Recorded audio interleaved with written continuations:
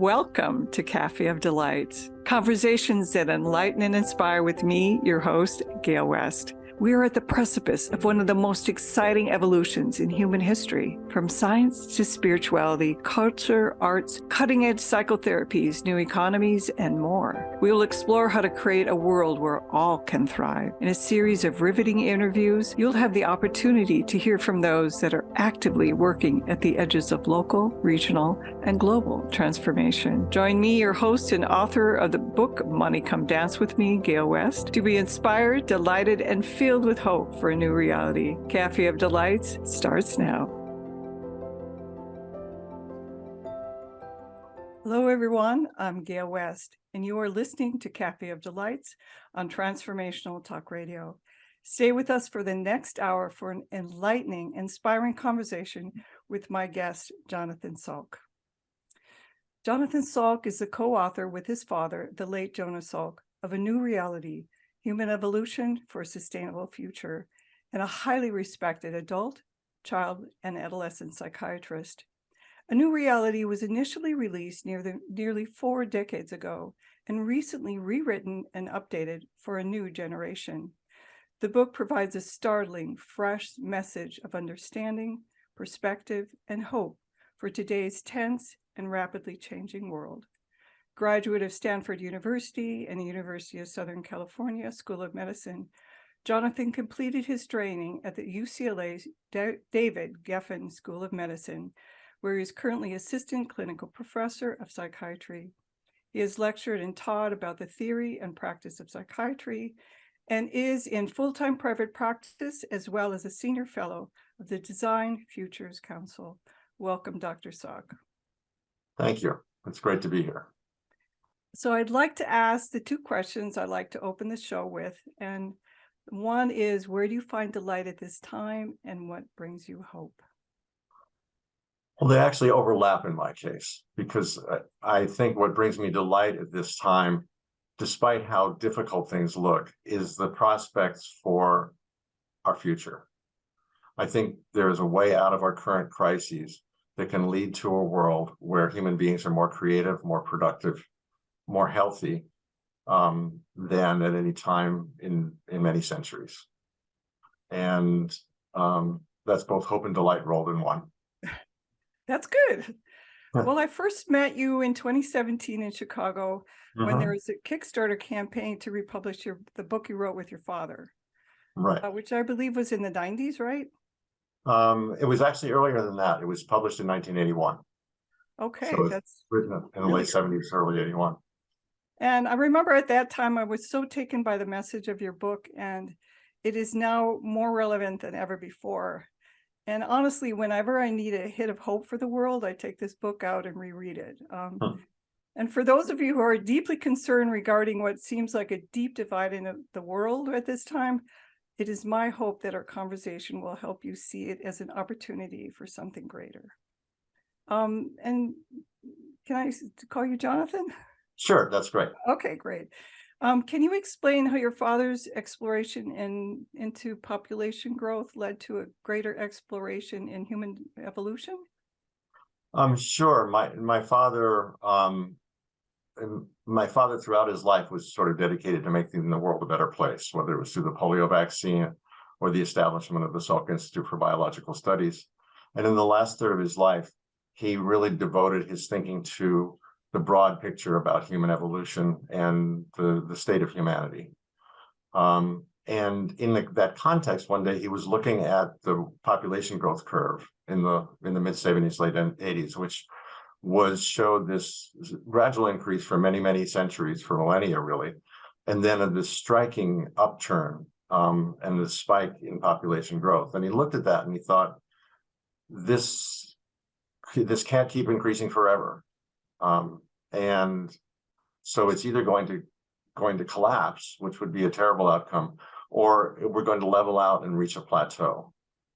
And he looked at that and he realized that it assumed a shape that was familiar to him, which he called the sigmoid curve, which is an edge-shaped curve. It's a little hard on audio to describe it, but it's a curve that on a graph goes up and then reaches a point of transition and then curves over and reaches a plateau. It's like an S curve, right? Like an S curve, exactly. Okay, okay.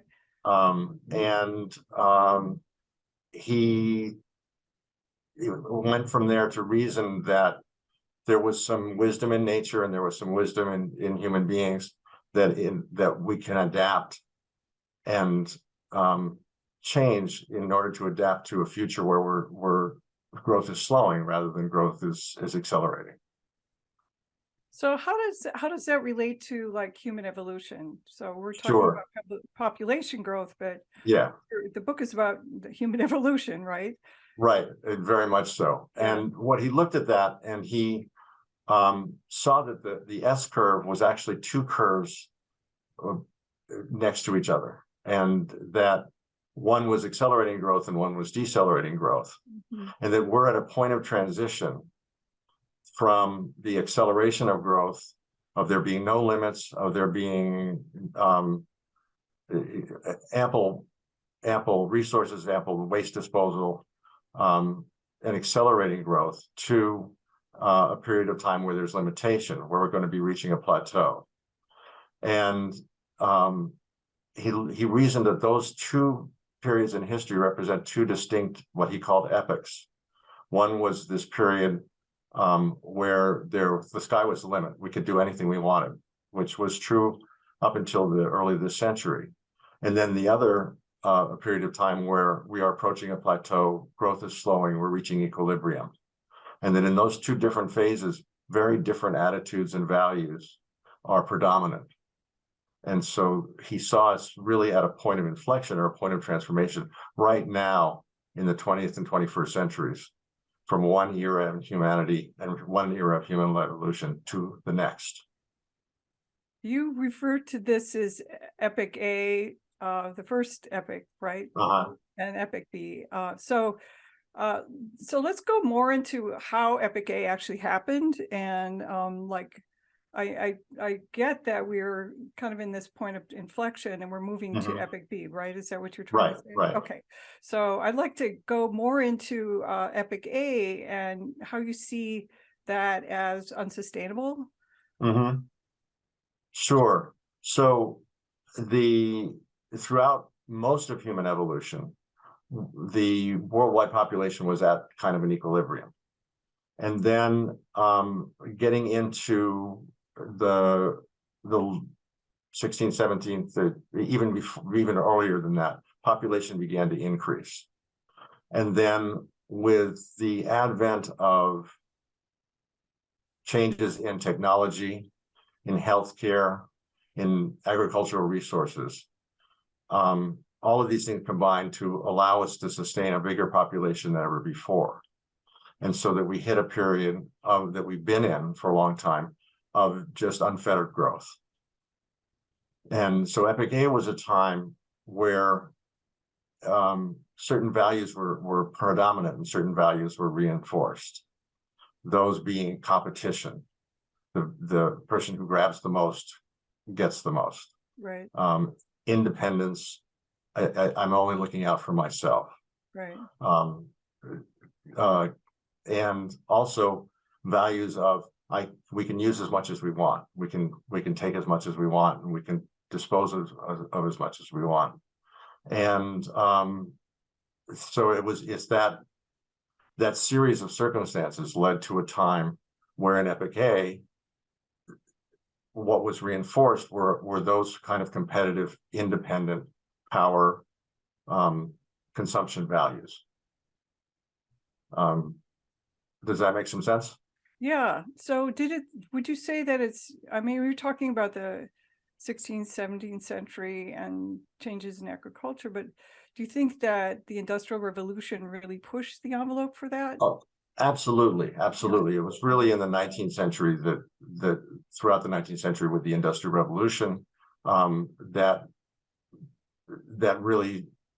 combined with changes in healthcare, and that combined with changes in agricultural revolution in the 19th and 20th centuries, changed the whole map of human existence. Right. But again, included in that was, with economic systems like capitalism that reinforced and were built on these kinds of behaviors. Mm-hmm. So you think that this is really one of the things you're talking about is a shift of limiting resources, right? We're Yes. into that, and what we see around us right now is the idea that climate change and we're basically destroying the planet, and we don't have a choice, right? We don't have a we unfortunately we do have choice. One of the things that's interesting about this concept and this idea, Gale, is that this is an idea that my father had, and that we worked on in the late 70s, really. Right. Which was a period of time before people were just beginning to talk about environmental issues. People were just beginning to talk about our relationship to the earth. And climate change was not on the map. We hadn't really even had any, there weren't serious concerns about energy crises. And so they, what developed was this situation, this idea that we could do whatever we wanted, that we could, and the book in some sense was prescient in a way of what began to develop. Right. And so now we're at a point where we are approaching limits, and if we don't change our basic values, if we don't change our economic systems, our political systems, the way we relate to each other, it's really a global and significant change in our world. Well, I think it's interesting that if I think about you're kind of moving into talking about Epic B, but a lot of what we see has been the Western world attitudes towards we can do whatever we want with the planet. It doesn't matter, as opposed to indigenous values, which is still connected to the earth and respect for all beings and respect for creation. Right, and I'm really glad you brought that up, because central to this whole concept is that we as humanity and we as human beings once lived in conditions of equilibrium. And while it wasn't a nirvana, while it wasn't a paradise, the values and the ways that people related to each other and to the environment and to nature were entirely different from what we're living today. So that there are that human societies and the way we evolved had this intrinsic respect and balance with nature. Mm-hmm. With the development of what we're calling Epic A, this went out the window, and we got away from it. Right, a lot. And what we're faced with, and that had tremendous advantages. That helped a lot. The growth and the development of modernity had tremendous advantages and allowed people to have healthier, longer-lived lives than ever before. But it's also had serious consequences. And the consequences are the ones you're talking about. One of the things that we're facing is, in order to change to what we're calling Epic B values, is incorporating some of the old, more indigenous values that have gotten thrown aside. Mm-hmm. And that's kind of central to our evolution. In some sense, going back to what was successful for us in throughout history. Well, let's kind of move on to, we've kind of got an idea of Epic A. Okay. That is pretty unsustainable. And so let's move over to just kind of one of the things you talk about in the book is this idea of disruption. Mm-hmm. That we're in this disruptive phase. Yeah. Can you talk about that a little bit and how that relates to Epic B? I can. Let me describe Epic B a little bit first, and then we'll come back and talk about the disruption of the transition, if that's okay. We're going to take a break in a few minutes, so okay. Let's let's kind of table that. But I think when we talk about indigenous cultures, there is a movement around the world to reconnect to indigenous cultures, which I think is really Correct. positive. Correct. And there's a lot of kind of aching to have something different.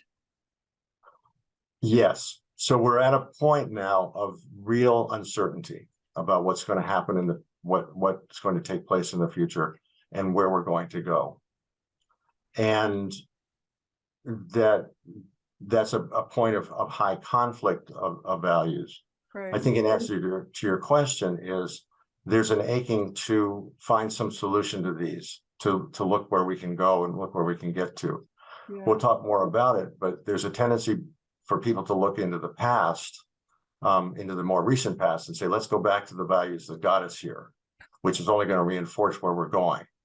And then there are other people who are saying, we need to go forward. We need to figure out a new way to adapt in a world where there are limits.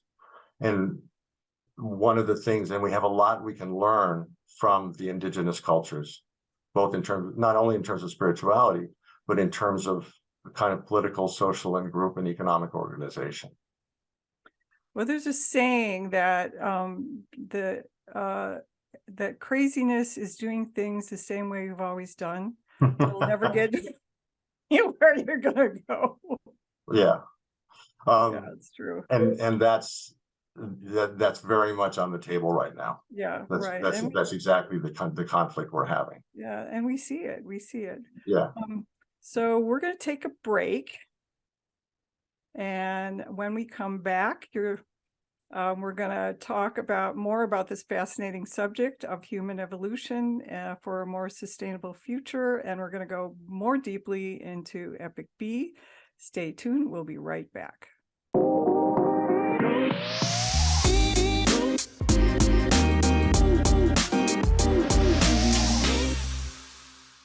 We're back on Café of Delights with your host, Gale West. My guest today is Dr. Jonas Salk, who is sharing with us insights from the book written with his late father, the late Dr. Jonas Salk, the inventor of the polio vaccine.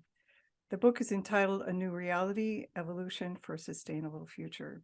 We've been talking about living systems and how those were reflected in human systems. We've talked about Epic A, which according to Salk has been in place since before the Industrial Revolution. And we're moving into Epic B and where society is moving and really feeling into what is the difference between Epic B and Epic A. So Jonathan, we've been talking about Epic A way more than we want to. And how the indigenous cultures kind of had a sense of this idea of what you talk about in the book, Epic B. So let's explore that more and like, how is this? And we also talked about how we're in this place of disruption, from this old epic to the new epic. Okay. So let's kind of move forward and move into Epic. What is Epic B? How does it relate to, and where are we going? Because it feels really hopeful. Okay, so the basic idea about Epic B is that we're literally changing from a world in which everything was accelerating to population growth, but also all kinds of growth and all kinds of change in an exponential way. And we're moving into a time where we're approaching planetary limits, where growth has to slow, and eventually we'll reach a time where we're living at a point of equilibrium.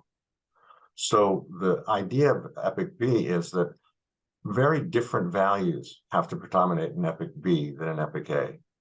So whereas in Epic A, we relied on competition and independence, in Epic B, we're looking at cooperation and interdependence.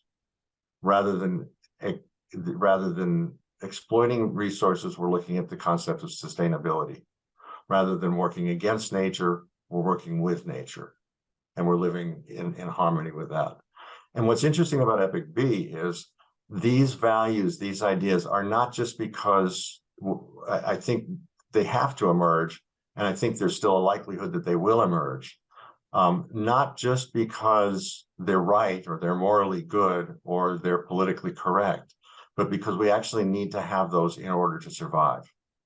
So that the pressures of survival in our evolution, evolutionary pressures, are in a sense forcing us into a frame of mind and a kind of society and a way of being that is very different from what it's been for the last few hundred years. But what's significant about it is it's actually not new under the sun. Right. These are all capabilities that we've had that are part of us as human organisms. And, as you put it, the indigenous societies incorporate many of these values into their social, political, economic, interpersonal, and spiritual way of being. So there's something really very exciting about Epic B, because not because it's right, but because it's what we need to do to survive. Mm-hmm. And I'll just throw in another idea here, which is this is not totally idealistic. We as human beings have the capacity to behave in a range of ways, that we can be competitive, we can be selfish, but we can also be cooperative and social. And one of the reasons we're such a successful species is not really totally because of dominance, but because of our ability to operate socially, our ability to operate cooperatively. So you're a psychiatrist. Mm-hmm. Isn't there research that the human being actually naturally has empathy, like little children? Yeah, absolutely. These things are part of being human. Exactly, and part of being human is very much social bonding, cooperation, as you say, having empathy, being able to be tuned into other people. Mm-hmm. These are kind of baked in to us evolutionarily. Right. So we're fully capable of behaving and living in the ways that Epic B demands. Right. It's just a matter of us getting around to it. Well, choice. It's choice. It's interesting choice. It's choice, and I throw in that there's also it's a lot of there's early experience that I think helps people to be operate more cohesively and more in harmony. So it's choice, but it's also experience that we give small children, and that is baked into development. Mm-hmm. Well, I wonder if we think about the fact that we are in disruption, this idea of disruption. Uh-huh. And so according to your, it's a sigmoid curve? Curve. Yeah. That's how you say it. Yes. So then one would assume that actually there is a new epic that's happening. Otherwise, you wouldn't have this disruption. Am I right? You're right. And what we're faced with is we are faced in a crisis, and it's a truism, but it's danger and opportunity. Right. So what I think is going on in the world today that creates such tension and such discord is that, faced with the uncertainty of where we're going to go in the future, that there is a whole section of our planet that are saying, wait, we're scared. We don't know what's going to work. We don't know what's going to be happening. Let's go back and have our Epic A values. Let's go back to the values of the past 100 years. And then there's another set of people who are saying, no, we need to evolve into a new and different way of being in this totally different epic, in this totally different future where we're facing limits rather than unlimited growth. And there's a tension between the two. And I think that's why you see such polarities at this point. What is helpful, I think, is to be able to stand back as you can with the curve and take a long view. And if you take a long view of hundreds or thousands of years, then we can really see that not only is this just a time of confusion and terrible conflict, but that there's a way out. that there's a way that we can adapt, and there's a way we can be in the future that is different from our more recent past. Mm-hmm. Well, typically, you know, a lot of people have difficulty with change. That's true. Yeah. And there's a lot of anxiety that comes with change. There's a lot of anxiety that comes with not knowing, which is kind of where people are at. And like, how do people navigate this?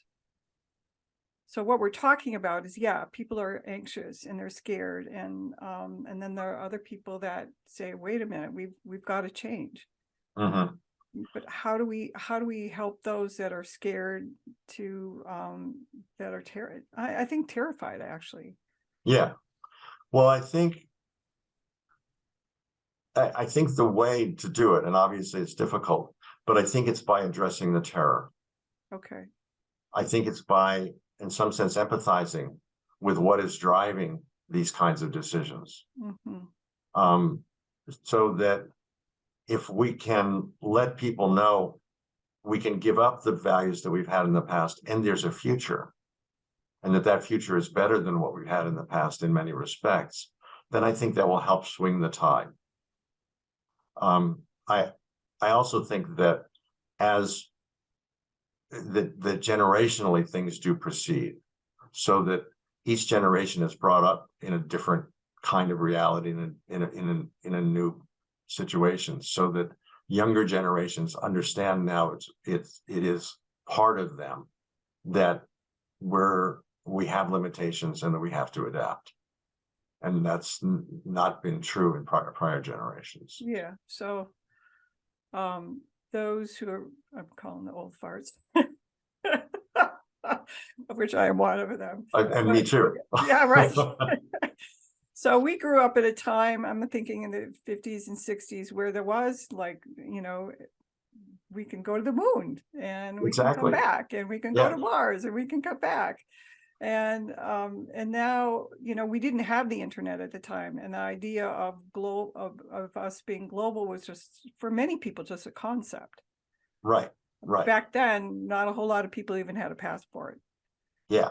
But now I can be on Zoom and talk to somebody, which I will, you know, after our talk, in the UK. And it's amazing. So there is kind of a new generation that's coming up with these values. Yes. And it's interesting you mentioned the going to the moon, because one of the things that really changed in our lifetime was that image of the planet as a whole. Yes. And there's some people that I've worked with who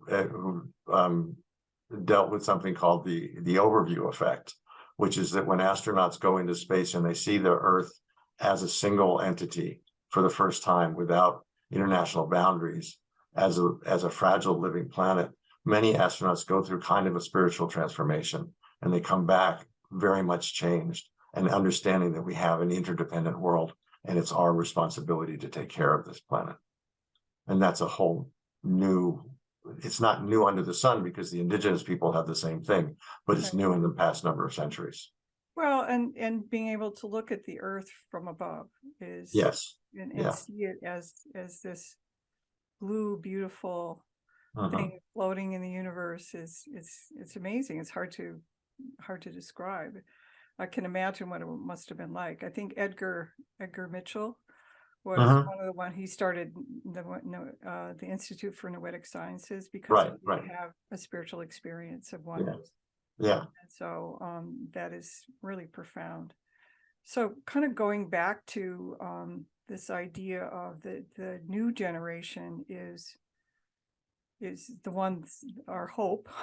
But I think some of it is when people have hope. So when there are a lot of people who don't have hope, right, or scared, and so when you're scared, you don't have hope. There isn't a vision for something different. Exactly. And I think what's missing in our narrative and in the sort of the political discussions of the day is that nobody's offering a story, a vision of how we can get out of this and where we can be. Nobody's imagining a future of that is describing and says we're going through a transition, and we've got a place to go to that's actually different but better. Everybody's fighting their interest in battles over the next 5 or 10 years, and not looking back and saying what's going to happen over the 15 or 20 or 100 years or 200 years into the future. And that's one of the reasons I like this whole concept of the sigmoid curve and the transition, because it says we've got something that we're going toward and articulates that. And if people can understand that, I think that will help a great deal. So that's one of the things I love about your book. And I'm going to hold it up for people who can't actually see it. Is that you talk about the different ways. So, for example, I'm going to quote this: changes in community relationships will also occur. Incorporating values of collaboration, cooperation, and interdependence will likely result in richer, more complex social networks in terms of mutual support, sharing of child care, setting community goals, and responding to diversity. That's really beautiful. So let's go more into, excuse me, let's go more into the vision of these different systems. So you talk about the economic systems and the healthcare and how we are. So kind of give us a vision that we can hold on to. I'll do my best. Okay. Let me start small, Okay. which is with childcare. Okay. And family structure, because one of the differences between indigenous societies and Western society is the amount of time that infants and children are in physical contact with their caregivers. And that I think that in indigenous societies, they're in contact as infants 70, 80, 90% of the time. Whereas in Western industrial societies, kids are in the cribs in the room by themselves, and only in physical contact 20, 30% of the time. Mm-hmm. And I think that this makes a huge difference in how children are socialized and how they get along. And there's a sense of connection, of empathy, of bonding that comes from those early experiences. So one of the things I envisage in the future is family and community systems that allow for cooperation, that not only allow for cooperation, but where it's in the system and it's in the relationships from the very beginning. So so as a child psychiatrist, how have you noticed that only 30% it makes a difference with people, with children? And I think it makes a huge difference. And I think it's in one way of putting it, it's a difference between having a temperament that is trusting, that feels secure, that there's a sense of abundance, as opposed to one that's insecure, mm-hmm. and where there's a sense of I have to look out for myself. Right. So I think that those basic societal values are part of that early experience and then are reinforced over time. So that we've got right now a whole society that's built on a sense of mistrust, a sense of isolation, a sense of fear, mm-hmm. whereas we need to be in a society where there's a sense of trust, of companionship, of emotional and material security. Now, if we, I'm sorry, were you going to ask a question? Yeah. Okay, so one of the ways that I think about this is that all of these systems are interconnected. So if we have a world where there's going to be security, that means a very different kind of economic system that's based on exchange and that's based on valuing not growth and not valuing material acquisition, but valuing the betterment of humankind and the health of the planet and the health of people. So that we need to have economic and political systems, in part where there's less imbalance in the distribution of wealth, and so that there's well-being kind of throughout the society and throughout the world. The the origin of the word wealth is well-being. Mm. And so so if you think about what is a collaborative and generous society? Exactly. So a generous and collaborative society is one that is wealthy for all. Mm-hmm. For all. And so, and if we go back to what we had talked about, that our brain is naturally connected and bonded with all, Mm-hmm. but we've gotten disconnected from kind of our essence as human beings. That's right. And what is at stake is retrieving some of that and coming back to a place where we are connected with our essence as human beings, Mm-hmm. connected with other human beings, and connected with the planet. Mm-hmm. And all of those things I think are possible. But it means that we're living in communities and we're living in systems where a basic value has changed. And it's about the well-being of all, not the well-being of a few at the expense of. Inherent in where we've been has been in mutual exploitation of resources and exploitation of other human beings. In an interdependent world, the well-being of people in distant parts of the world or in different parts of society actually accrue to our own well-being, so that we're taking care of others, but we're taking care of ourselves at the same time. Well, I was thinking about the idea of that we know about things in real time. So, for example, Turkey, what's happening there, and how almost 40,000 people have died and that there's an outpouring of generosity to the people, where in the past we wouldn't have that connection to the world. And so more and more we're recognizing that what happens here affects us. Exactly. And recognizing that our global economy is a global economy. What happens one place affects everybody else. Yes. So we can, an example of that is the supply chain thing. It's like, hello, how come there's a supply chain? It's because those people over there didn't do that, and those people over there didn't do that, and now we can't make a car, and blah blah blah blah. Right. It's like, yeah, it's fascinating to look at it. Absolutely. And included in that is very much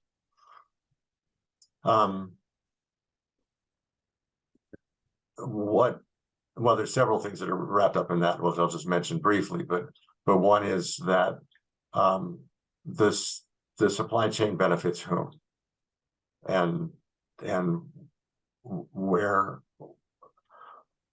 and if it's benefiting the well-being of people and the well-being of the planet, it's one thing, and if it's benefiting just the very few, it's another. And we can come back to it, but it gets in the whole idea of regenerative economies and how reducing waste and rather than exploiting and discarding things, being able to reuse and regenerate energy and material goods. Is it David? Forget the guy that wrote Drawdown. I'm not familiar with it. Sorry. So he talks about, I think it's, I don't remember. So he talks about how we can reverse climate change. But we have to. There's all these different ways. We have one of the big ways is educating women. Yes. And regenerative farming. Right. And a sustainable agriculture. And they're all connected. They're all interconnected. All of those endeavors. It's not just one or the other. It's a collaborative world. Yeah. Okay, we're going to take a break, and when we come back, we're going to talk more about this epic bee and what we can do as human beings, individually and collectively, to make the change. So we'll be back in a moment, and thank you very much. And I'm talking with Dr. Jonathan Salk.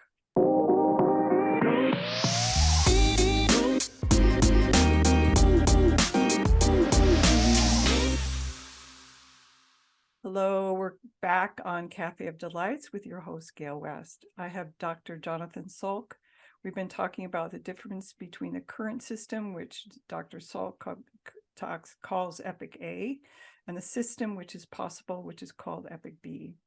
Before we begin, how do people contact you, Jonathan, and how can they buy your book? I think the simplest, most efficient, and probably most financially, the cheapest way to buy the book is online through Amazon or through other booksellers. That's the most efficient. There is a website that's called anewrealitybook.com. And there's more information there about the book, and it can be ordered through the website as well. Okay, thank you. So it's clear that the process has begun. We're moving out of Epic A. We've got the disruption. We're moving into Epic B. We can see all around us this greater conflict and disruption. So what can we hope for, and how can each of us individually and in our communities facilitate the change to Epic B? That's that's always a great question. And I thought so. yes. And I'll preface it by saying what's significant about this change is that it involves everything. It involves, as I mentioned, childcare, but it involves families. It involves community, how we set up our community. It involves the design of buildings so that we can have more intertwined and interrelated families and communities. It involves work, how we're going to approach work, whether children can be with their parents through much more of the day than they are, so we don't have things all separate, that allowing for maternal and paternal leave. But it also it operates at those levels, but it also operates at the level of social, economic, and political systems. And as we've touched on, we need political systems that are not based on mutual exploitation, but that are based on mutual benefit. We need political systems that look at a global world and can solve problems taking into account, say, the problems of the global South with the global North. And it involves our whole relationship to the planet and ecologically. So that if we're looking at making this transition, we can make contributions at any one of those levels. So that individually, I think it really is probably most important to, well, in a sense, Gale, I think it's most important to have hope and to have some trust in the human organism and in us as human beings. It matters a great deal how we raise our children, and it matters a great deal how we treat each other within communities. But I think bringing awareness not only of climate change, but of the necessity for us, let's say, to be sensitive to be responsible for, to be accountable for people in distant parts of the world in the global South. So you can make a contribution at every level.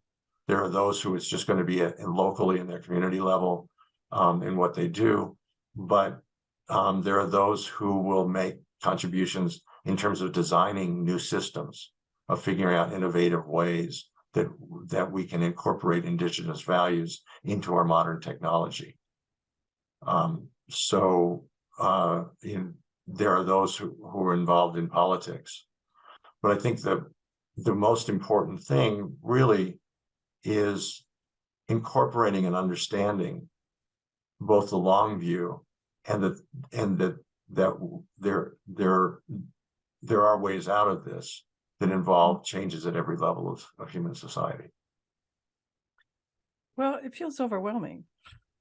It feels overwhelming because it is overwhelming. Yeah. I think. But I think one of the things you're talking about is, number one, it's important to have hope. Mm-hmm. And to have a vision of what is possible. Mm-hmm. And so that's why I really, really encourage everyone to buy your book, because you do go into the healthcare system, what is possible, the human relations and Mhm. designs and agriculture and regenerative systems. And the more we say, what can I do individually to change in my day-to-day life? How do I treat other people? How do I care for other people? And I think, our thoughts are powerful. And the more that we Mhm. hold the thoughts of, oh my God, it's going to hell in a handbasket, it Mhm. will. And the more Yeah, that we hold a vision of hope, that's going to change too. And so yeah, recognizing that we are creative beings, we created all these things. And so you're we right. can create something else. Yeah, I think that's very much true. And I think that the idea of creativity is essential to this, Hmm. that we're in a position where we can design the future. We're in a position where we can um, create uh, create a world in some sense that is more in line with not only our highest aspirations, but with our survival. Hmm. I think it's important to be realistic in that these things won't happen without some degree of struggle. At least there won't, that we do need to stand up for and be true to the values that we know will help us survive into the future. But coming back to something you mentioned earlier, is we need desperately to have empathy and understanding for those who are against us, Hmm. and not to in some sense to demonize one another, Right. but to understand that we're all human beings just trying to survive. Hmm. So one of the quotes I have um, on my email is that we are not a bad world, but a good world in the process of becoming. Right. No, I saw that. So if we look at that, that is about hope, and it is. So would you recommend, are there organizations that people can be involved in, places that they can go to be with other people of like mind? Because it's hard to do this by yourself. It is. A couple of things come to mind. I encourage, there are a, a couple of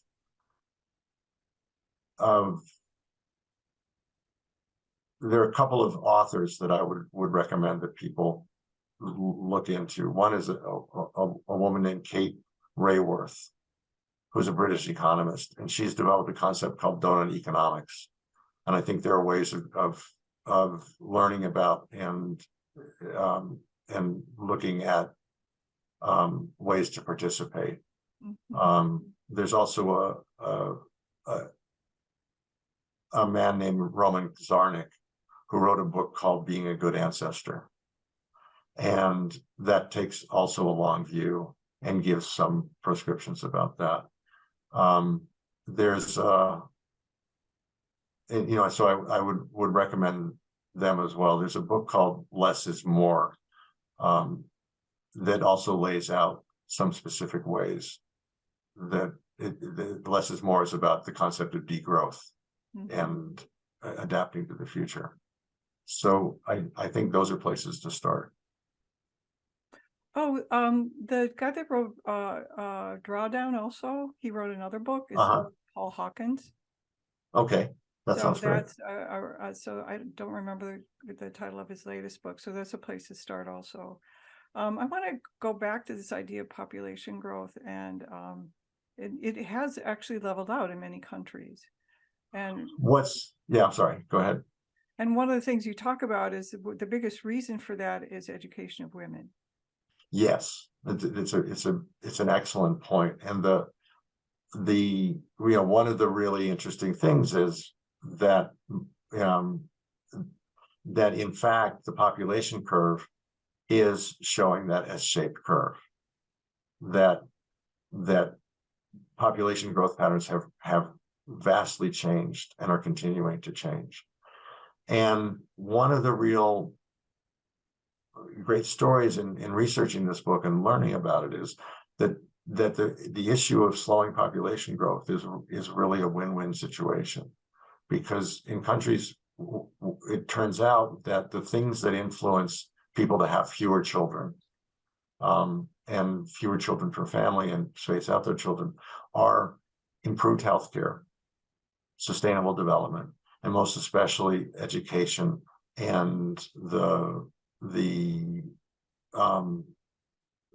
of women, of women having some voice and some control over their reproductive lives. Mm-hmm.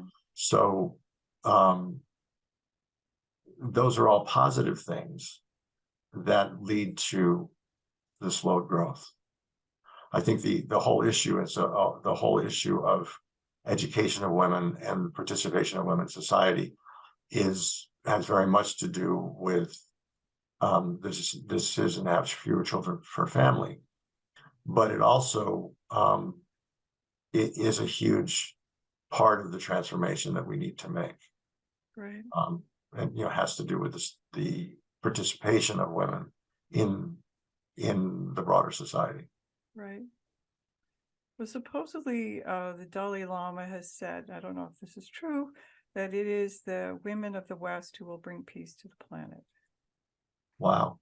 So That's that's something. And feminine values are more about empathy, collaboration, cooperation, and that and so when the integration of those things into society will of course make a difference also. yeah, that's stated perfectly. That's exactly right. So is there something in your book that we haven't touched on that you want people to know about, or any last thoughts? Yeah, I think that there's a perspective in the book that looks at a broader at the broad scope of human evolution, looking 8,000 years into the past and 8,000 years into the future. Right. And it's a striking graph, because it shows that the kind of growth that we're going through now and the kind of transition we're going through now is absolutely astronomical, and it's absolutely unique in human history. Mm-hmm. And if you take that longer view, you can see that the predominant history of humanity was in what we call indigenous cultures. And those were the conditions in which we lived, and those were the values and the way societies were organized for thousands of years. What we've been living with now for the past number of hundreds of years is really an anomaly. Mm-hmm. And so that we're moving through that. And so this whole transition that we're going through from epic A to epic B is just that, a transition. And where we're heading toward is a period of equilibrium in the future, but at a very different level of population, technology, science, and economics. And what's exciting is that what we need to figure out how to do is how we can live and adapt in that future. And the answer, from my point of view and from a number of other people, is that we need to incorporate the values, the habits, the beliefs, the ways of relating that were there earlier in our human evolution into a future world that is a new synthesis of our technology, our abilities, the things that have developed through Epic A and Epic B, mm-hmm. with practices and values that were there in a prior period of evolution, of equilibrium. Yeah. And if we keep a vision of where we're going, that will I think make a huge difference. And I think that's a basic message in the book. Yeah. So there's supposedly a prophecy in the indigenous culture, South American culture, that of the condor and the eagle. Have you heard this? Mm-hmm. And go ahead. And the eagle is the Western world, and they've kind of basically destroyed the planet. But it's about thought, and the condor is the indigenous culture, and it's about the heart. And so the eagle and the condor will come together, and transform the world. That's beautiful. That's the same story. It's the same story. So thank you so much, Dr. Jonathan Salk, for sharing such great information and insights and hope. And I want to thank you all for tuning in to the Café of Delights. And I'd like to end with this thought. We are part of a living system. What happens in nature is reflected in the human systems. The systems we have been living with for a few hundred years are no longer sustainable. There is a new system emerging. We have a choice as to whether we want to make it happen sooner or later. Have a great week. I'll see you back here next time. Thank you for tuning in to Café of Delights, conversations that enlighten and inspire with me, your host, Gale West. Listen or watch live every second and fourth Thursday at 10 a.m. Pacific on transformationtalkradio.com for a series of riveting interviews from those who are actively working at the edges of local, regional, and global transformation. From science to spirituality, culture, arts, and new economies, and more, we will explore how to create a world where all can thrive. For more information on hope for a new reality, visit me, Gale West, at successwithsoul.com.